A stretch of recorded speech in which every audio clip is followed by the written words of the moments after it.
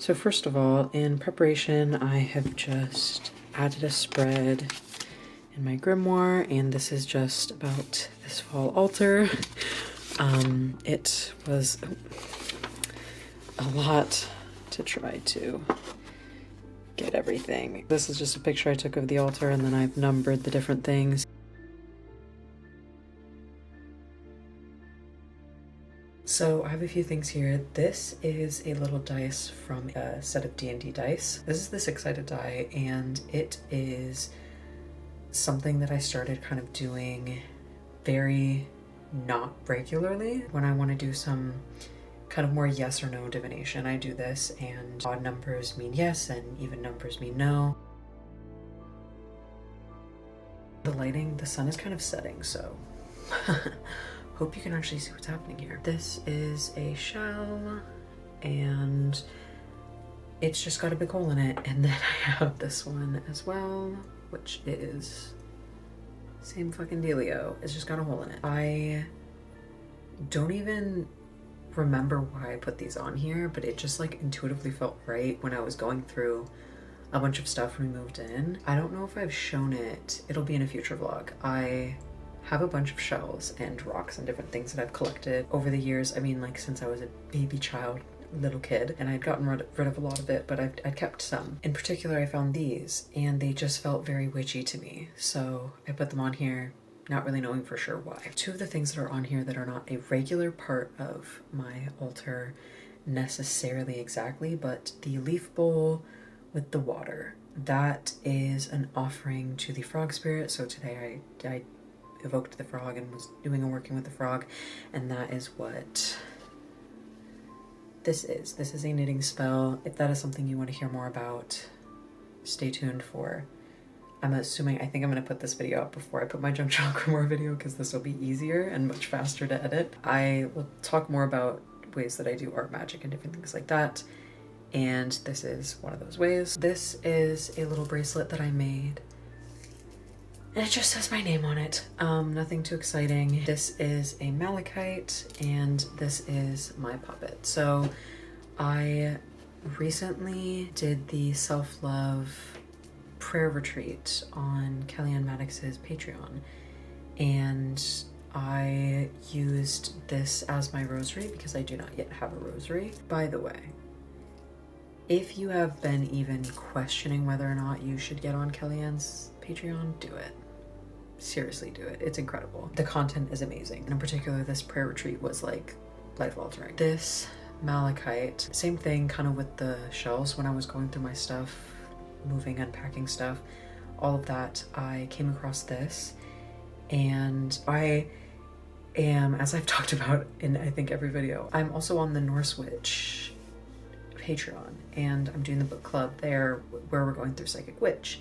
And one of the exercises was doing psychometry, and so I picked this to kind of figure out what it's for, what I should use it for, etc., etc. It was very like inner child stuff, so I kind of worked with this alongside my puppet and the bracelet for the self-love retreat, and we'll continue working with this for like inner child self-love stuff. And then of course, puppet, I don't use my puppet as much as I would like to. I am still figuring out what to do with it, and obviously you notice I made it into the shape of a heart. I didn't do like a traditional puppet because I was still, at the time that I made it, I was still a little bit freaked out about puppets, and so I felt like this was a little bit more of an easy way in, and I sewed it myself. I'm sure you can fucking tell. I specifically put it in light blue because that is what I associate with like emotional healing and stuff.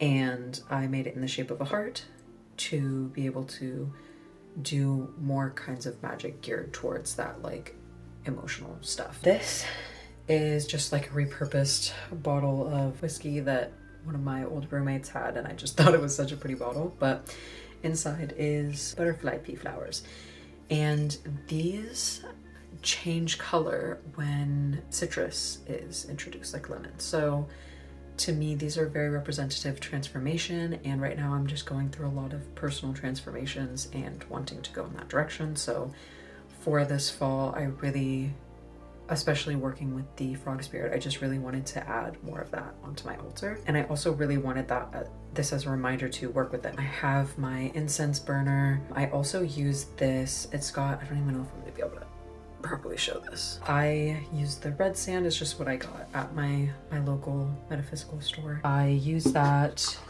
not just for incense. I haven't been doing a lot of incense recently, but not just incense, but also for when I do sigils, or more recently, more likely to be bind runes, I burn them in there. The next thing I have is this, the Frog and Lotus Metamorphosis card from the Woodland Wardens deck. This is like my favorite Oracle deck. I've added this on because I'm working with the Frog Spirit, and again, metamorphosis, transformation, all of this is going on in my life. So I just wanted to represent that. And then, of course, I have my little frog statue to represent the Frog Spirit. This is just a little heart box.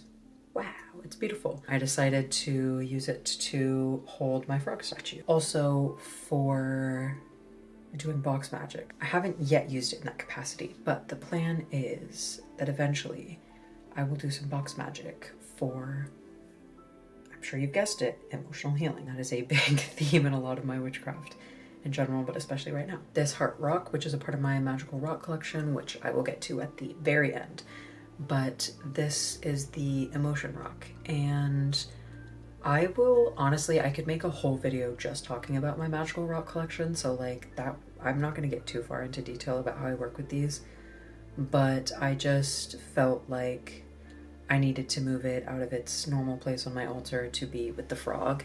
And every morning when I journal about emotional processing, which is something I've started doing every day, I evoke the frog and then I hold the rock. And then I have my deer skull. Okay, so this is a deer skull that I got, and if you work with bones or anything like that, you'll notice that it's pretty discolored. It's fully cleaned and everything like that, but the deer skull was at one of my ancestors' houses for a very long time, gathering a lot of dust, and it like really discolored all the bones. Those particular relatives were heavy smokers, so there's like smoke residue and all that. I am very anxious about cleaning it because it is very brittle. I'm looking at it, it's just like particularly a lot of the bones on the very front right there. I dusted it like with Q-tips and stuff, and I almost broke off like chunks of bone while doing it because it's very brittle. So I'm still sorting out how to take care of that, but for now I like cleaned it off enough to feel like it's okay to have it on there, whatever.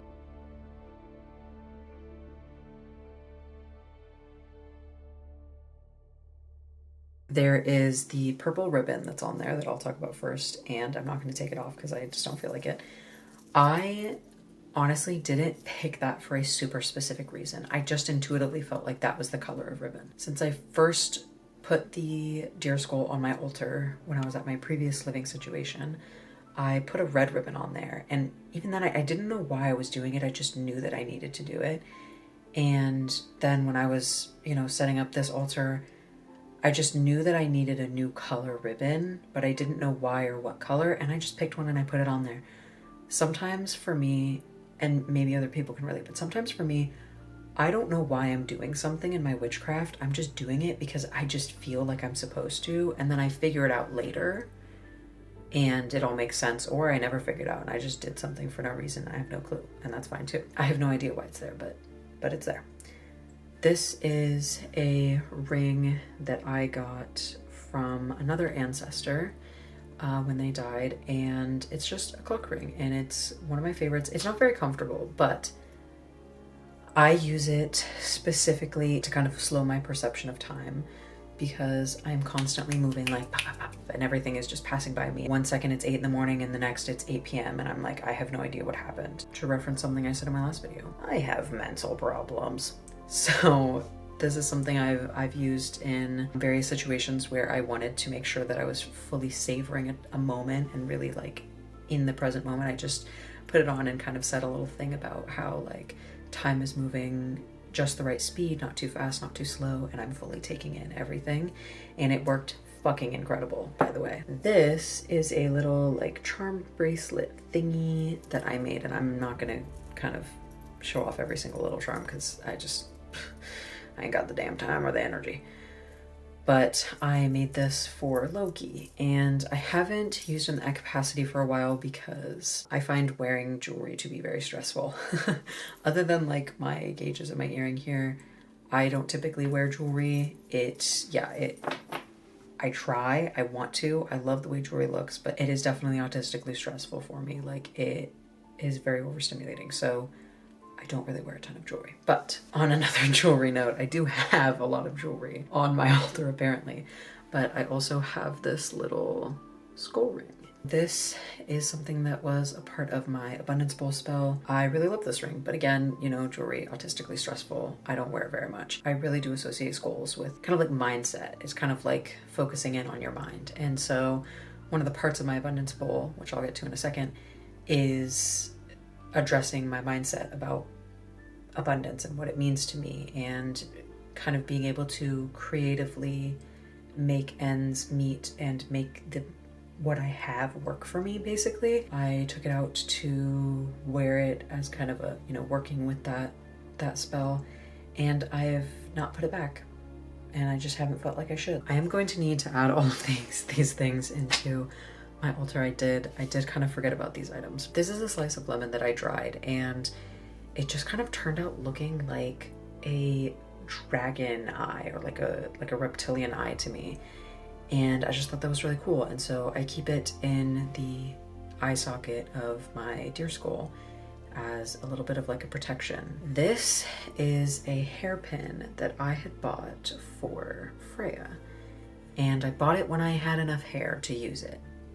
And now my hair is short. Well, you know, I've got the rat tail. I can't use it until my hair grows long again. So for now, it just sits on top of the deer skull. And by the way, I made the devotional jewelry for Loki, and I bought this as devotional jewelry to be able to wear to connect with my deities. So I just wanted to clear that up. I don't know if that made sense the way I had said it. This is a blink rune.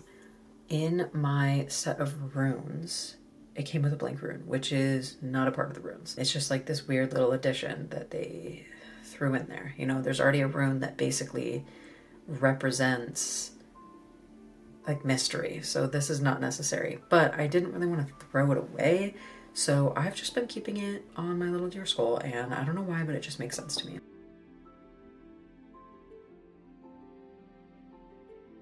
This is a piece of hibiscus. I had never worked with hibiscus before, but when I was doing my spell for like transforming my path and committing to my twisted path and all of that, when I was doing that spell, I felt like I was supposed to add hibiscus, but I didn't know why.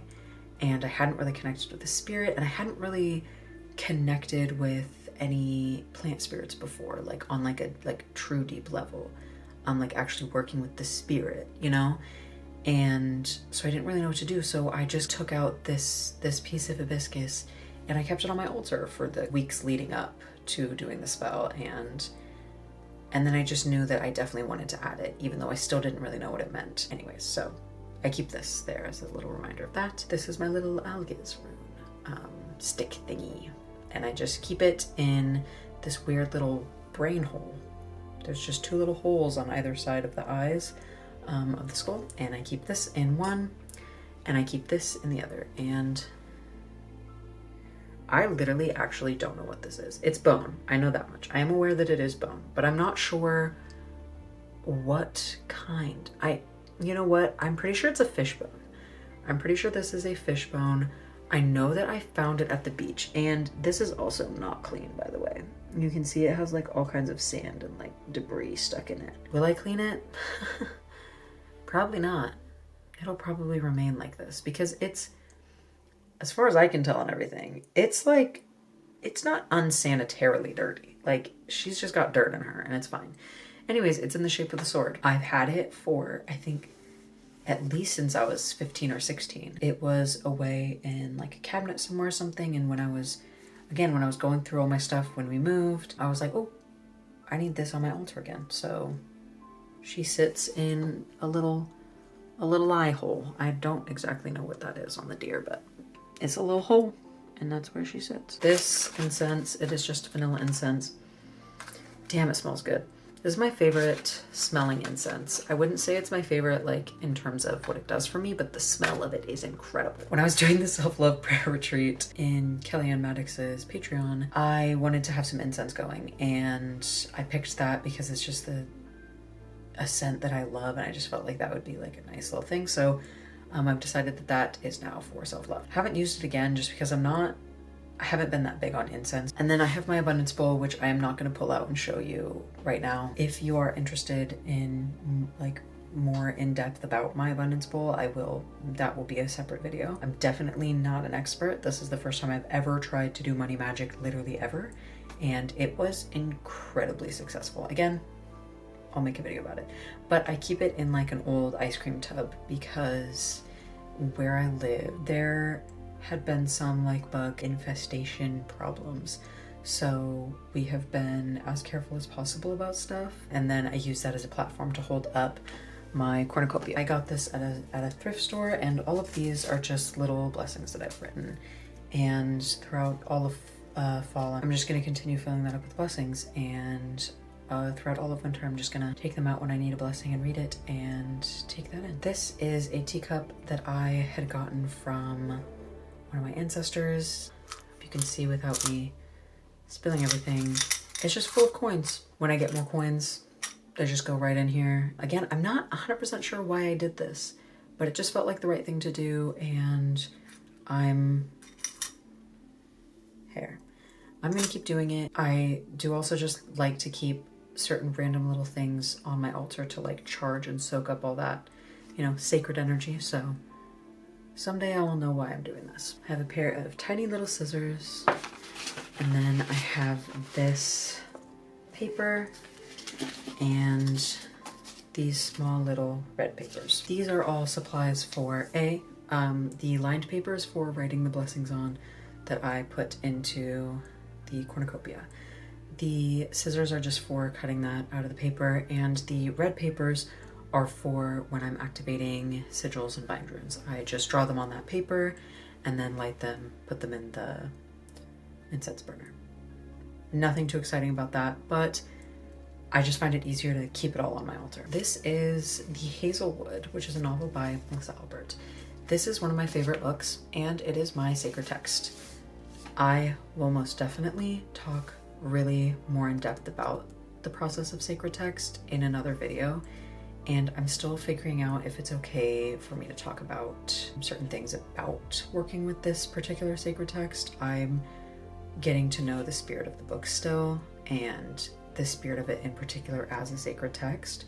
So I have already read through this. I want to say this is like maybe the 4th or 5th time I've read this book, and this is the 2nd time I'm reading through it as my sacred text. So I am making so many goddamn notes about it and tapping into the symbolism and figuring out all kinds of things. I am really, really, really interested to like dive more into the idea of having a sacred text. I grew up Christian, and obviously the Bible, all of that was very traumatic for me. So I struggled with the idea of wanting a sacred text until I watched this video by Kellyanne Maddox. Of course, I don't think anyone would be surprised to hear that if you have watched my previous videos, but she talked about them, and it just kind of like really drew me in and excited me. Not even just as a sacred text, just in general. I think this is an incredible book. It's amazing. I fucking love it. It's like more of a modern take on a fairy tale, but like in a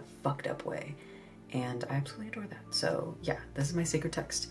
And like I said, I will definitely be talking about that in future. I just kind of need to figure out how I can talk about it. And I've been a bit busy, so it's been a couple weeks since I dove into this. Ibuprofen. I always keep ibuprofen on my altar. I have PMDD. So one of the things that happens with that is that I have horribly, awfully, terribly, horrendously painful periods. Like my cramps are so bad, and I have to take ibuprofen so much. And I figure keeping it on my altar, charging it up, giving it a little sacred juice, that can only help. So even if it does nothing, it makes me feel better. So, period. I have my devotional candle to Loki, which has I believe it's obsidian. It's either obsidian or onyx, I can't remember. I got it a very long time ago. But it's a tiny little black stone, and Then along with that, I have his pendulum that I use only to communicate with Loki. And then I have a selenite snake figurine statue thingy to kind of represent and work with Loki as well.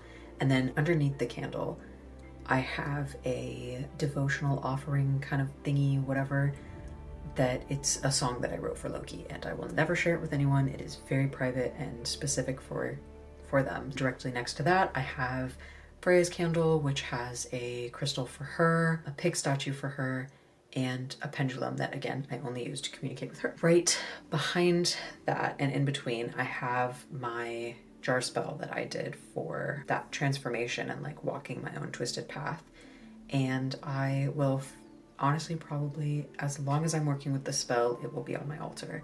It is a reminder to me about this dedication that I've done, about this work that I'm doing, and just kind of like a beautiful reminder that I can look at, and it just like excites me for my path. I have my moon shelf, which I got, I mean, probably 16, 17. I've had it for a very, very long time, and it is supposed to be a shelf. Me and my fiance tried to hang it up, but it is literally one of the most difficult things to hang I have ever come across. Like, it's so fucking annoying, and it's not very strong, and because it's shaped like a crescent moon, it doesn't hold things very well in shelf form. So it's definitely more of like an aesthetic thing. And then I was just like, I can put it on my altar and it will hold stuff and be cute and be more functional this way. So that's why that is there. In the leftmost, I have three things. I have my Junctional Grimoire. That is the permanent home for my Junctional Grimoire. In front of that, I have a letter that I wrote to myself to open on my birthday. I'm not sure if I wrote it on my last birthday or on the birthday before, and I just forgot to open it. But either way, I'm waiting until my next birthday to open it up and read it. In front of that, I just have another card from the same Oracle deck as the frog one. This is just the note that I wrote myself, and I sealed it with wax. And then this is the bear, which signifies leadership. And this is something, my leader archetype is difficult for me. I have a lot of like trauma, period, end of statement. No, I have a lot of like trauma surrounding leadership. I never had good examples of it, and when I tried in my youth to take that role, I was definitely a dysfunctional leader, and I was not leading the right people.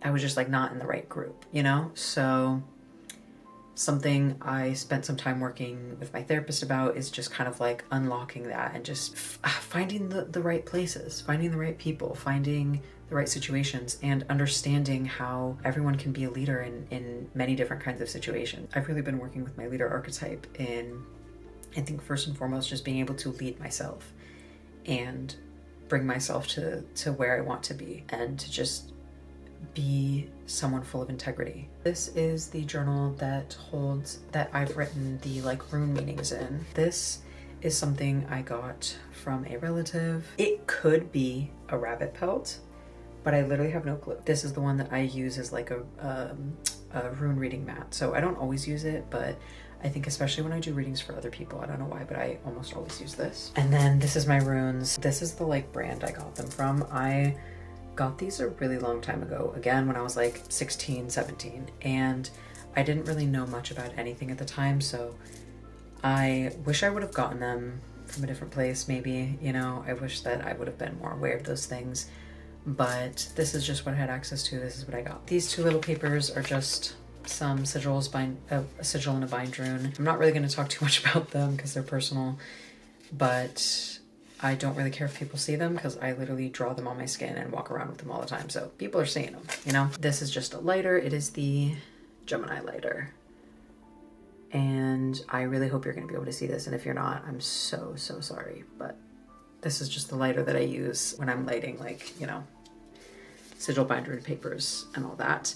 And then I forgot to say in the last one, this is held with my runes, but this is just an eyeliner that I use to draw sigils, bind runes, and runes on my skin.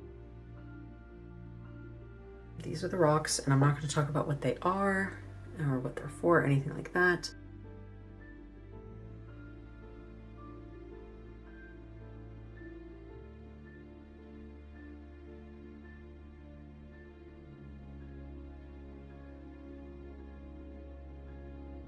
Maybe in the future I will make a whole video about my magical rock collection, but this is just what they are.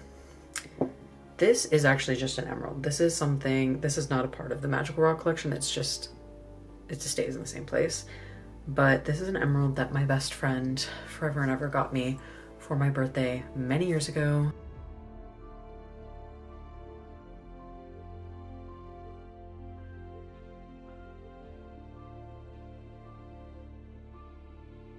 This is just this month's affirmation. I am doing a witchy glow up, and every month I am choosing a different affirmation to focus on. This is the first month I've started, and I choose myself and prioritize my health.